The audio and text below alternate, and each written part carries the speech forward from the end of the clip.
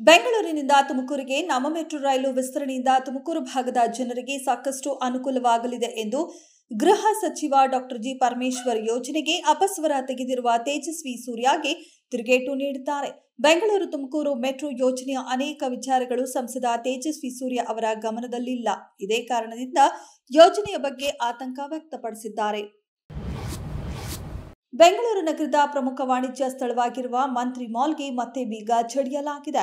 ಮಲ್ಲೇಶ್ವರಂನಲ್ಲಿ ಮಂತ್ರಿ ಮಾಲ್ನವರು ಆಸ್ತಿ ತೆರಿಗೆ ಪಾವತಿಸುವಲ್ಲಿ ವಿಫಲವಾಗಿರುವುದರಿಂದ ಮಾಲ್ಗೆ ಜಿಬಿಎ ಅಧಿಕಾರಿಗಳು ಬೀಗ ಜಡಿದಿದ್ದಾರೆ. ಸರಿಸುಮಾರು 31 ಕೋಟಿ ರೂಪಾಯಿಗಳ ತೆರಿಗೆ ಬಾಕಿ ಉಳಿಸಿಕೊಂಡಿದ್ದು, ತೆರಿಗೆ ಪಾವತಿಸಲು ವಿಫಲವಾಗಿರುವುದರಿಂದ ಅನಿವಾರ್ಯವಾಗಿ ಮಾಲ್ಗೆ ಬೀಗ ಜಡಿಯಬೇಕಾಯಿತು ಎಂದು ಜಿಬಿಎ ಅಧಿಕಾರಿಗಳು ಮಾಹಿತಿ ನೀಡಿದ್ದಾರೆ.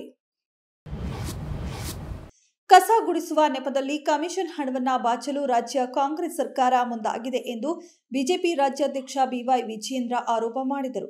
ರಾಜ್ಯ ಕಾಂಗ್ರೆಸ್ ಸರ್ಕಾರ 7 ವರ್ಷಕ್ಕೆ 46 ಯಂತ್ರಗಳನ್ನು 613 ಕೋಟಿಗೆ ಬಾಡಿಗೆ ಪಡೆದಿರುವ ವಿಚಾರವಾಗಿ ಕಾಂಗ್ರೆಸ್ ಸರ್ಕಾರವನ್ನ ತರಾಟೆಗೆ ತೆಗೆದುಕೊಂಡ ವಿಜಯೇಂದ್ರ ಅವರು ಈ ಬಗ್ಗೆ ಸಾಮಾಜಿಕ ಜಾಲತಾಣದಲ್ಲಿ ಬರೆದುಕೊಂಡಿದ್ದಾರೆ.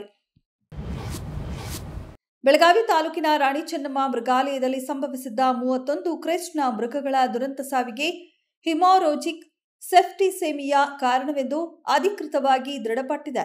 ಮಾಧ್ಯಮಗಳಿಗೆ ಮಾಹಿತಿ ನೀಡಿದ ಮೃಗಾಲಯದ ಎಸಿಎಫ್ ನಾಗರಾಜ್ ಬಾಳೆಹೊಸೂರು, ಅಕ್ಟೋಬರ್ 13ರಂದು 16ರವರೆಗೆ ಸಾವಿಗೀಡಾದ 31 ಕ್ರೆಸ್ಟ್ನ ಮೃಗಗಳ ಮರಣೋತ್ತರ ವರದಿಯಲ್ಲಿ ಎಚ್ಎಸ್ ಬ್ಯಾಕ್ಟೀರಿಯಾ ಸೋಂಕೆ ಮುಖ್ಯ ಕಾರಣವೆಂದು ತಿಳಿಸಿದ್ದಾರೆ.